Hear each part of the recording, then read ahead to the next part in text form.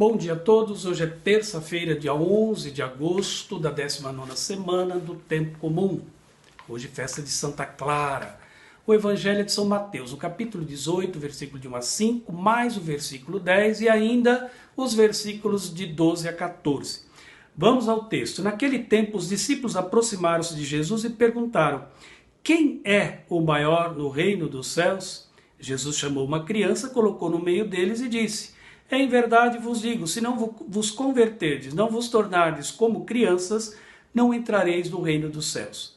Quem se faz pequeno como esta criança, esse é maior no reino dos céus. E quem recebe meu nome, uma criança como esta, é a mim que recebe.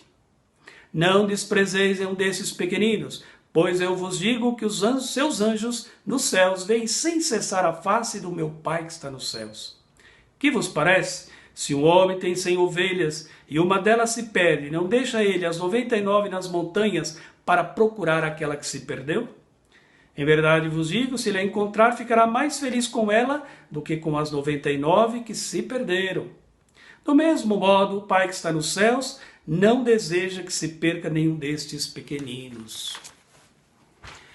Os discípulos vão a Jesus e fazem uma pergunta: quem é o maior no reino dos céus? Aqui a gente já pode imaginar o que está na cabeça dos discípulos. E aí vem a resposta de Jesus. Pega uma criança, coloca no meio deles e diz: olha, se vocês não se converterdes e não vos tornardes como esta criança, não entrareis no reino dos céus.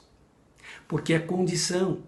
A criança, ela é dependente dos pais, ela é dependente do Estado, ela é dependente da família, ela é dependente até da igreja, da religião.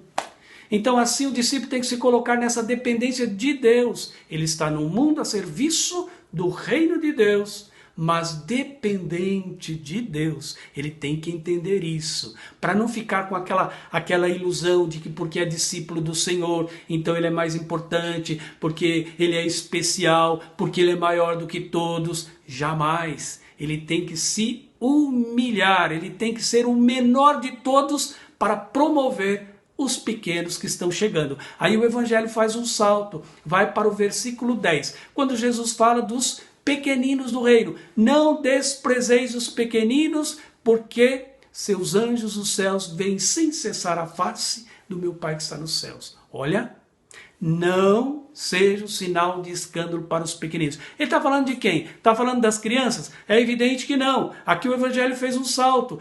Os pequeninos são aqueles que estão chegando agora para o reino. São os pagãos, são aqueles que estão vindo sem religião nenhuma, sem formação nenhuma. E encantados pelo ideal de Jesus Cristo, pelo ideal do reino, então chegam para fazer parte. Se encontrar ali um grupo de gente escrupulosa, mandona, cheia de si, querendo ser mais, querendo explorar os outros, não vai ficar ninguém. E eles vão acabar sendo um sinal de escândalo no reino. E eles não podem jamais fazer isso. Não sirva de escândalo para os pequenos. Porque olha, eles têm uns anjos. Cada um tem um anjo que fica olhando para o Pai que está nos céus. Olha isso. Então eles não estão sozinhos. Tem alguém que intercede por eles. Então não sejam vocês bobos querer então agora se aproveitar dos pequenos que estão chegando.